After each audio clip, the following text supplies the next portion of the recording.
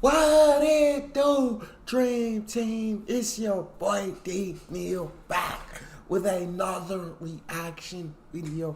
Guys, here we are reacting to Brexit. Brexit. Why Britain left the European Union. I know that they have left. I've seen it in many comments. I've seen it in videos. But I don't know why they decided to leave the Union. So this video, the title intrigued me. So I said, let's jump into it. Let's figure out why.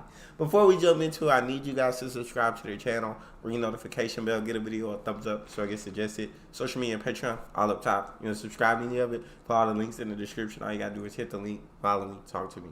Human. I talk back. What we got? If one big government is bad, imagine how much worse two big governments would be. But that's what people living in Europe have to deal with. Their own nation's bloated government and the supranational government of Europe, now known as the European Union. Bureaucracy times two. How's that for a horror show? Well, actually, you've no idea. It's worse than you think. Believe me, I know, because for 17 years, I've represented South East England as a member of the European Parliament, the EU's legislative body. I was also leader of the United Kingdom Independence Party, or UKIP, where I led Britain's effort to leave the European Union. To their everlasting credit, that's just what happened on June 23rd, 2016. The United Kingdom left... Wow, know what I'm saying? I didn't know they had two bureaucracies. I guess that does make sense. The European Union, deal with that, and then your own country's laws and all that, and so that does make sense. But from what I've seen, it seems like the European Union has great benefits. I mean, it seems like it's a dope union to be a part of. You get to travel through all the different countries. You're a European citizen, like, you know what I'm saying. You get all the benefits. So why was it so bad? Just what happened on June 23rd, 2016. The United Kingdom left the European Union. The world knows it as Brexit. Brexit is a statement of national sovereignty. Don't misunderstand me. I like nations. I like borders. I like the people that live within those borders, making their own laws. But I don't like it when faceless bureaucrats make laws for nations they don't even live in. But that's what they do in the European Union. Imagine a Belgian telling a Brit how much he can charge his customers, or the reverse. The EU bureaucrats do this in a myriad of different ways, all day, every day. It is a conspiracy of the elites. Who are those elites? Well, they're a bunch of self-important, overpaid social engineers with useless college degrees who have never done a proper day's work in their lives and have no connection with ordinary, decent people. I'll take the good sense of an Italian farmer or a French baker over the arid intellectualism of an EU bureaucrat any day. Bro, he going he going ham on them. God dang. Never worked an honest day's useless. Sheesh. Overpaid. God. But dang. And so I do understand where he's coming from when he says, imagine a person from another country, right, telling your country, a country that he's never lived in, how much you can charge for these things. I do understand where he's coming from right there. Yeah, over the arid intellectualism of an EU bureaucrat any day. And I say these things not as an anti-European. I love Europe. It's a fantastic, exciting, great continent. Different peoples, languages, and cultures. But these peoples, with their languages and cultures, have effectively been hijacked by a giant, ever-expanding bureaucracy, the European Union.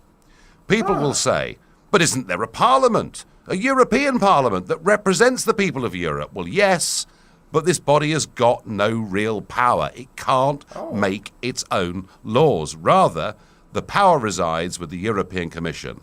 They're unelected and they can't be removed. And that's how absurd the whole thing is.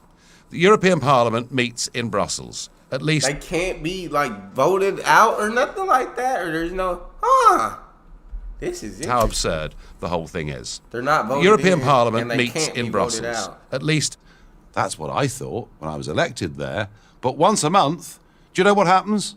They load the contents of our offices and papers into big plastic trunks, and they put those trunks on lorries, and they drive them nearly 400 miles down Europe's motorways to a French city called Strasbourg, where for 4 days the contents of our office and our papers are put into a new office and the Parliament then sits there.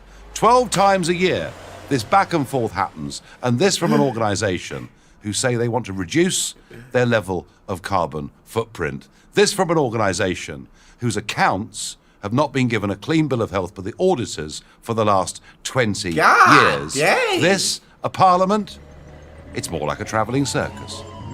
Now, all of Europe knows that it's costing nearly 300 million euros every year to move us back and forth from Brussels to Strasbourg. So why isn't it reformed? Well, the way the EU's been structured, to change that would require changing the treaties.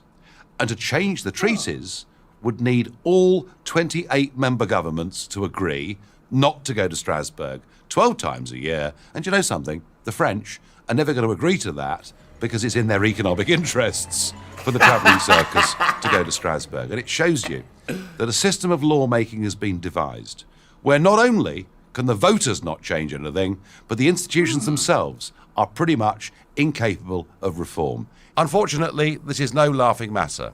Let me give you an example my countrymen know only too well. The United Kingdom is an island. It's surrounded by the sea. And yet, as members of the European Union, we were only allowed to catch 20% of the fish swimming in territorial British waters. What that meant were tens of thousands of jobs lost in Britain's coastal communities as we effectively gave away the ability to look after one of our greatest resources to a bureaucracy based in Brussels. No wonder fish in danger or something? Or why? I'm intrigued to know why that law was made where they could only catch 20% of the fish in their territorial waters. Unless they were in danger, I don't. Look after one of our greatest resources to a bureaucracy based in Brussels. No wonder we left the EU. Again, I have nothing against Europe, quite the opposite. I want good relations between all the European nations. I want prosperous, free and fair trade between those nations. But I'll be damned if I'm going to give up my rights as a British citizen so that some Eurocrat can tell me how to live. I won't do it, and I'm certain that across the continent, ultimately, the French and the Italians won't put up with it either. I'm Nigel Farage for Prager University. Thank you for watching this video. This was an intriguing video. Sheesh, my guy was going in this video. He was holding nothing back. I'll tell you that. But y'all let me know what y'all think in the comment section. That's all we got for this one. You guys got a favorite video that you want to see or hear me react to? You can subscribe to Patreon, leave a suggestion, or in the description section or the Google form link, hit the link, fill out your suggestion, send it to me. Want me to get yours faster than others? Fill out premium. Make sure you hit subscribe to the channel, ring notification bell, get a video a thumbs up so it gets suggested. Social media and Patreon all up top. You don't subscribe to any of it, put all the links in the description. All you gotta do is hit the link, follow me, talk to me. Love talking to you guys. You guys are the most incredible team on YouTube. It's your boy Neal. Out.